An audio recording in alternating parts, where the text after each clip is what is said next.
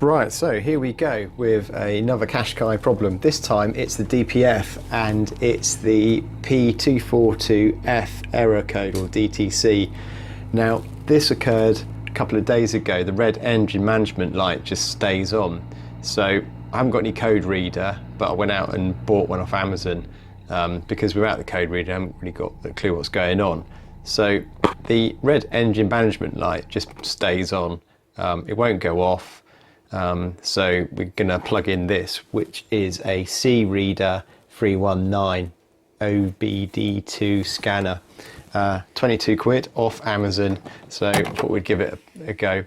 The OBD2 socket is down here on the right hand side of the driver's side, so it's pretty obvious, big old plug there. So what we wanted to do was just plug this in. It's the first time I've used it, so you'll have to excuse me going through the menus, although it is fairly simple and within minutes you know exactly what you need to get to. So you just plug it in, turn the ignition on. You don't need to run the car, and in fact some of it, if you're clearing codes, you don't want the engine running. So here we go. It's powered off the socket itself, so we go to don't want to go to DTC lookup, that's the wrong one, so just go back. And we want to read the errors, what codes are listed. Now I've got no idea when this car was last read the codes or acknowledged, so there are other codes that are appearing, which later on in this video they were not. It was just purely this one P242F, which is a diesel particulate filter restriction ash accumulation. Now this does seem to affect the handling. Going up hills, it was pretty much bogging down in fifth. You'd have to change right down. So here you go, there's engine oil deteriorated. It's had a new oil change, so we just cleared that. I'm not sure why that has come up. These ones didn't appear again. This is the major problematic one. The diesel particulate filter restriction is the one that's causing the engine management light to come on. So clearing all these was fine until I went out for a drive. Now when I went out for a drive, typically it comes back on. Now this is normally low revs. After about 10 minutes of clearing it, it's back. So we had to up the game a bit. So what we did was I took the code reader out with me and basically drove the car as closely as I could around 3,000 revs in. So if I was doing 60, I think I was in fourth.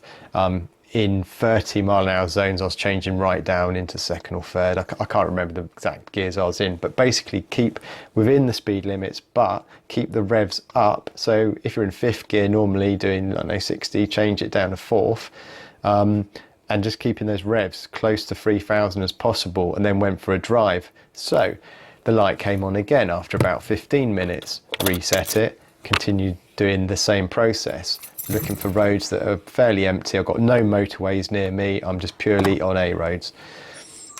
So yeah, took it out, drove off again, and sure enough it came on again. That was the last time it came on. The second time I continued doing the 3,000 rev drive-in for another 20 to 30 minutes. I don't know if it indicates a regen on my Qashqai, but basically after half an hour of doing this process, no more engine management lights came back on, and the code P242F had disappeared, and that's it, it's gone. Whether or not that's going to come back, I don't know, but certainly when I started off doing this, it was coming back within, I don't know, 10 minutes easily. So a good half an hour of pasting around the countryside lanes, sticking to the speed limits but keeping up at 3,000 revs was good.